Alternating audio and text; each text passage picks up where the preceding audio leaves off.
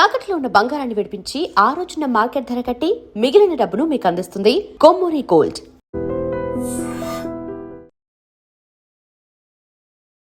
నమస్కారం, welcome to iDream media. నేను మీ సంగీత. ఇండోర్కు చెందిన బీటెక్ స్టూడెంట్ అయిన పీయూష్ అనే వ్యక్తి తన గర్ల్ ఫ్రెండ్ని మన ఇద్దరం ఈరోజు ఇంటిమేట్ అవుదామని చెప్పేసి ఆవిడ్ని అడగడం జరిగింది. వెంటనే ఆవిడ నాకు ఈరోజు హెల్త్ అస్సలు బాగాలేదు, నేను సపోర్ట్ చేయలేను, దయచేసి నువ్వు నన్ను టచ్ చేయకూడదు అని చెప్పేసి చెప్పడంతో ఇమీడియట్గా అతను తన 2 చేతులు 2 కాళ్ళు కట్టేసి నోట్లో గుడ్డలు కుక్కి మరి ఆవిడ చెస్ట్ పైన కూర్చొని కత్తితో ఎక్కడ పడితే అక్కడ పొడిచి మరీ చంపేయడం జరిగింది. చంపిన తర్వాత ఇంకా వదిలేయలేదు, పక్కన కూర్చొని ఒక బీర్ తాగుతూ మరి ఆవిడని మళ్ళీ ఏదైతే అతను ఆ అమ్మాయి దగ్గర నుంచి ఆశించాడో ఆ పని కూడా శవంతో చేయడం జరిగింది. ఇది వినడానికి ఎంత దారుణమైన సంఘటన అనేది ఒక్కసారి మీరు ఊహించండి.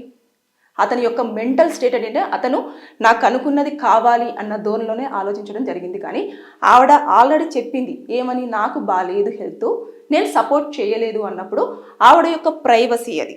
తను ఒప్పుకుంటేనే ఏదైనా కూడా తన బాడీని టచ్ చేయాలన్నా కూడా ఖచ్చితంగా పర్మిషన్ ఉండాలి.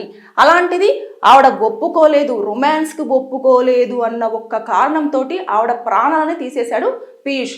అంతేకాకుండా పోలీసులు వచ్చేసి అతన్ని అరెస్ట్ చేసే ముందు మీడియా వాళ్ళు అడుగుతుంటే అతను చెప్పిన సమాధానం మాత్రం అక్కడున్న వారికి అసలు ఎంత కోపాన్ని తెప్పించింది అని అంటే, చాలా రూడ్గా, చాలా రెక్లెస్గా, చాలా నెగ్లిజెన్స్గా జరిగిందేదో జరిగింది చూద్దాంలేండి అని చెప్పేసి అన్నట్టుగా మాట్లాడుతున్నాడు తప్పించి భయం కానివ్వండి, అయ్యో నేను చేసింది తప్పు అని, లేకపోతే అయ్యో ఇలా జరిగిపోయిందా అని ఏమీ లేదు. ఒక వెటకారపు నవ్వుతూ మరి ఈ యొక్క స్టేట్మెంట్ అనేది ఇవ్వడం జరిగింది. ఎప్పుడైతే పోలీస్ జీబులో కూర్చున్న వెంటనే మీడియా వాళ్ళు కంటిన్యూస్గా క్వశ్చన్స్ అడుగుతూ ఉంటే అతను ఏమన్నా చెప్పే సందర్భం వస్తుంది, నేను అప్పుడు చెప్తాను, మీరు నన్ను ఇప్పుడు ఏం అడగొద్దు, జరిగింది అయిపోయింది, ఇంకా అంతే, మీరు ఇది చూసుకొని వెళ్ళిపోండి, అంతే తప్పించి మీరు నన్ను ఇంకా క్వశ్చన్స్ అడగొద్దు అని చెప్పేసి మీడియా వాళ్ళకే తిరిగి సమాధానం చెప్పే అంత స్థాయిలో ఉన్నాడు. అంటే అతని యొక్క స్టేటస్ ఎలా ఉంది మీరు చూడండి. అంటే అతని యొక్క మెంటల్ స్టేటస్ ఎలా ఉంది, ఎవరు ఏమీ చెయ్యలేరు అన్న విధానంలోనే ఆలోచించినట్టుగా కనిపిస్తుంది.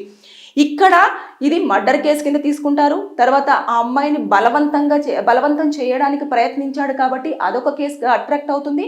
ఇకపోతే ఆవిడను చేతులు కాళ్ళు కట్టేసి ఆవిడ ప్రమేయం లేకుండా బలవంతంగా ఆవిడతోటి అలా చేయడం, ఇంకా డెడ్ బాడీ అయినప్పటికీ కూడా అంటే ఆమె ప్రాణాలు వదిలేసినా సరే ఆయన యొక్క ఏదైతే ఉందో ఆ ఇంటిమేటీ అనేది ఇంకా ఆ డెడ్ బాడీ పైన కూడా చేశాడు కాబట్టి అది కూడా సెక్షన్ అట్రాక్ట్ అవుతుంది.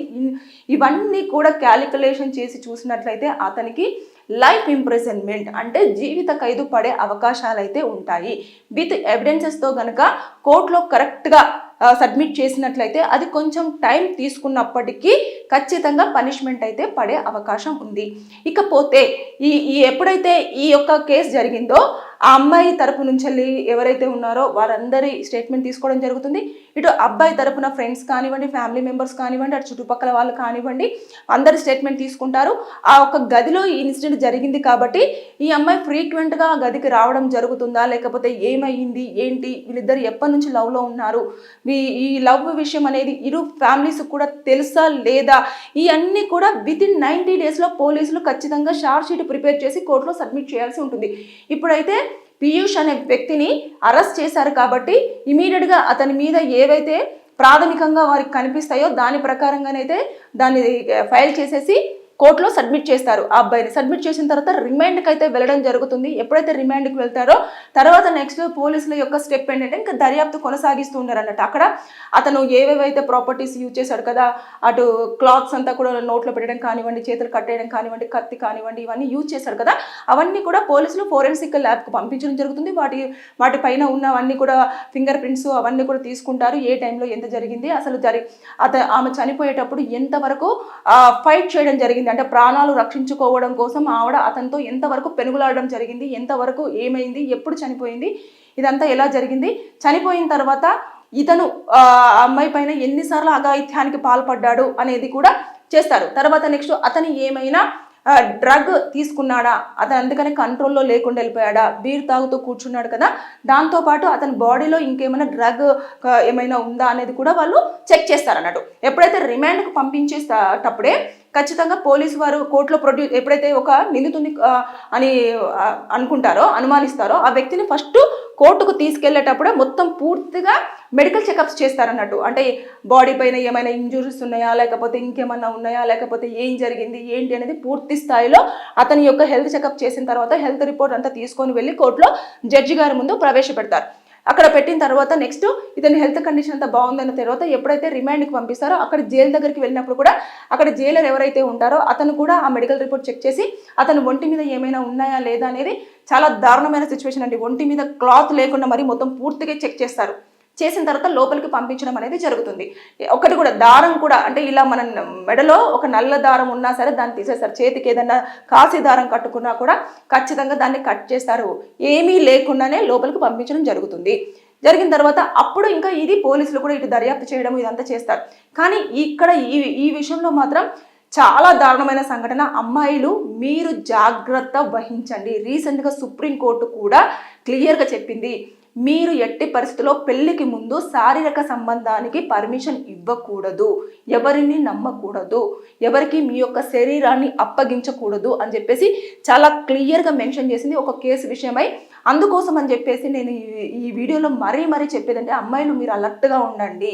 మీకు ఇష్టం లేకపోతే ఇమీడియట్గా అక్కడ నుంచి బ్యాక్ వచ్చేసేయండి. లేదు అనుకుంటే మీకు తెలిసిన వారికి ఎవరికైనా ఫోన్ చేసి నన్ను వచ్చి పికప్ చేసుకోని చెప్పేసి చెప్పే ప్రయత్నం చేయండి.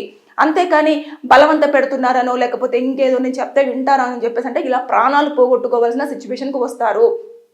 అబ్బాయిలు కొంతమంది ఎలా ఉంటారు అంటే ఆ టైంలో వారికి అది కావాలి అనుకున్నప్పుడు మీరు మిమ్మల్ని బ్రతిమలాడొచ్చు, కాలు పట్టుకోవచ్చు, లేకపోతే రిక్వెస్ట్ చేయొచ్చు, లేదంటే మీ యొక్క ఎమోషన్ తోటి వాళ్ళు క్యారీ చేయొచ్చు, అంటే ఎమోషనల్ బ్లాక్మెయిల్ చేయొచ్చు. లేదు అనుకుంటే నన్ను నమ్మట్లేదా అని చెప్పేసి వాళ్ళే ఏదో చేసుకోవడానికి వెళ్ళొచ్చు. ఇలాంటి పలు రకాలుగా మిమ్మల్ని వాళ్ళ ట్రాప్లో పడేయడానికి ట్రై చేస్తారు.